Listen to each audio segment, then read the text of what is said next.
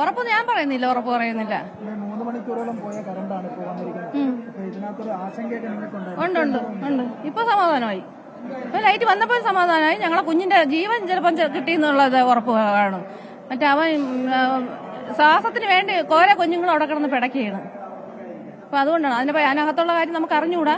അവര് പറയുന്നത് വെച്ചാൽ കൊച്ചുങ്ങൾ സുരക്ഷിതമാണെന്നാണ് പറയുന്നത്. ഇതേ നമുക്കറിയാവൂ. ഇനിയുള്ള ദിവസങ്ങളിലായാൽ പോലും നിങ്ങൾക്ക് ഇവിടെ ചികിത്സയുണ്ട്. ടെൻഷനുണ്ട് എന്ന് വെച്ചാൽ എപ്പോഴാണ് ലൈറ്റ് പോകണമെന്നോ വരണമെന്നോ ഒന്നും പറയാൻ പറ്റൂല. ടെൻഷനുണ്ട്. അത് ശരിയായിരിക്കും. ആദ്യത്തെ സംഭവം തന്നെയാണ്. ഇതുവരെ ഞാൻ കണ്ടിട്ടില്ല, ന്യൂസിലൊന്നും കണ്ടിട്ടില്ല ഈ ലൈറ്റ് പോകണമെന്നോ മെഡിക്കൽ കോളേജിലെ ലൈറ്റ് പോകണമെന്നൊക്കെ. അത്രേ ഉള്ളൂ. ആദ്യത്തെ അനുഭവമാണ്.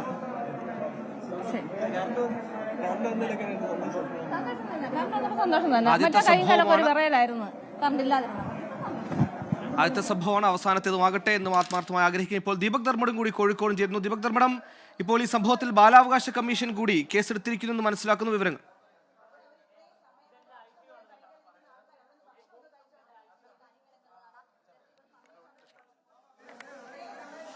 ഷഫീദ് റാവുത്തർ സംഭവ സ്ഥലത്ത് ചെയ്യുന്നു. ഷഫീദ്, ഇപ്പോൾ ബന്ധുക്കൾക്കെല്ലാം ആശ്വാസമായി അവിടെ ഒരു പ്രതിഷേധമൊക്കെ നേരത്തെ ഉണ്ടായിരുന്നു, എല്ലാം അവസാനിച്ചത് മനസ്സിലാക്കുന്നു. ഏറ്റവും പുതിയ വിവരങ്ങൾ.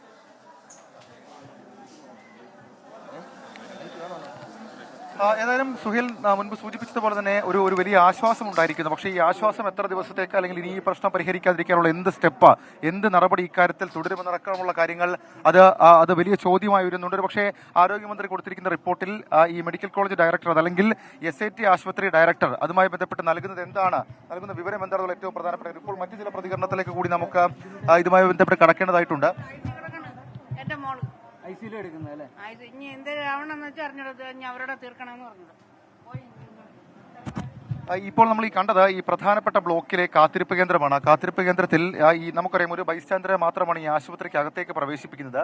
ഈ ആശുപത്രിക്ക് പ്രവേശിപ്പിക്കുന്ന അവിടെ അവർ അനുഭവിച്ച കാര്യങ്ങൾ അതടക്കമുള്ള കാര്യങ്ങൾ കഴിഞ്ഞ 3 മണിക്കൂർ സമയമായി അത് വലിയ വേദന ഉണ്ടാക്കുന്ന കാര്യത്തിൽ തർക്കമില്ല. കാരണം ഞാൻ മുൻപ് സൂചിപ്പിച്ചതുപോലെ തന്നെ സുഹൈൽ ഈ ആശുപത്രിയിലേക്ക് ചികിത്സ തേടി എത്തുന്നത് വളരെ സാധാരണക്കാരായിട്ടുള്ള ആളുകളാണ്. ആ സാധാരണക്കാരായിട്ടുള്ള ആളുകളിൽ ഈ ക്രിട്ടിക്കൽ സ്വഭാവത്തിൽ വരുന്ന നിരവധി ആളുകളുണ്ട്. പ്രത്യേകിച്ച് തിരുവനന്തപുരം റൂറൽ, ഈ തെക്കൻ കേരളത്തിലെ പല ജില്ലകളിൽ നിന്നുള്ള ആളുകളുണ്ട്.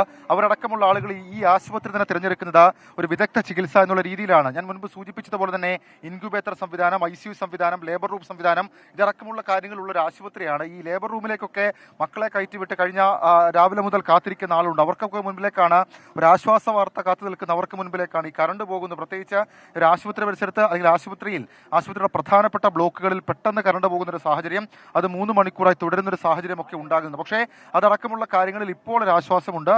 ഇനി ഈ വിഷയത്തിൽ അതൊരു അടിയന്തര ഇടപെടൽ വേണ്ട ഒരു വിഷയമായി അത് മാറുകയും ചെയ്യുന്നുണ്ട് എന്നുള്ളതാണ് ഏറ്റവും ശ്രദ്ധേയമായിട്ടുള്ള കാര്യം. നിരവധി ബൈസ്റ്റാൻഡേഴ്സ് ഇവിടെ ഉണ്ട്. ഈ പ്രതിസന്ധി അനുഭവിച്ച ബൈസ്റ്റാൻഡേഴ്സ് ഒക്കെ ഇപ്പോൾ ഈ അകത്തേക്കൊക്കെ പോയിരിക്കുകയാണ്. പ്രത്യേകിച്ച് തങ്ങളുടെ പ്രിയപ്പെട്ട മനുഷ്യർക്ക് എന്ത് പറ്റിയെന്നുള്ള കാര്യം അവരെ സംബന്ധിച്ച് അറിയണം. അപ്പോൾ അങ്ങനെ അവർ അകത്തേക്ക് പോകുന്ന ഒരു സാഹചര്യമുണ്ട്.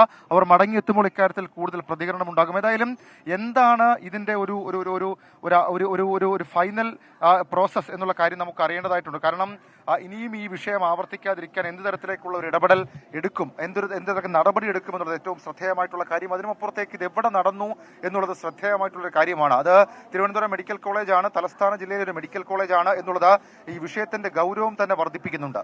സുഹൈൽ, ശരി, ഇപ്പോൾ ഹരികൃഷ്ണൻ കൂടി സംഭവ സ്ഥലത്ത് ചേരുന്നു, ആശുപത്രിയിൽ ചേരുന്നു. ഹരികൃഷ്ണൻ, ഇപ്പോൾ കഴിഞ്ഞ ദിവസങ്ങളിലൊക്കെ ആശുപത്രികളിലേക്ക് വൈദ്യുതി എങ്ങനെയാണോ എത്തിച്ചത് അതുപോലെയല്ല ഇപ്പോൾ ഉള്ളത്. ഒരു പ്രത്യേക സംവിധാനമാണ്, താൽക്കാലിക സംവിധാനമാണ്. ഇത് എത്രത്തോളം കൃത്യമായി വർക്ക് ചെയ്യുമെന്ന് നടക്കുക കാര്യങ്ങൾ കണ്ടറിയണം. എന്നിരുന്നാലും നിലവിൽ ആശ്വാസത്തിലേക്ക് വഴിവെച്ചിരിക്കുന്നു എന്നുള്ളതാണ് നമുക്ക് മനസ്സിലാക്കാൻ കഴിയുന്നത്. ശരിക്കും ആ SAT മുഴുവൻ ഇരുട്ടിലായിരുന്നു. ഈ പറഞ്ഞതുപോലെ ICU അടക്കമുള്ള അല്ലെങ്കിൽ ഏതെങ്കിലും 2-3 വാർഡുകൾ മാത്രമായിരുന്നു ഇരുട്ടിൽ. ആ കാര്യത്തിൽ എന്തൊക്കെ വിവരങ്ങൾ നമുക്ക് ലഭിക്കുന്നത്?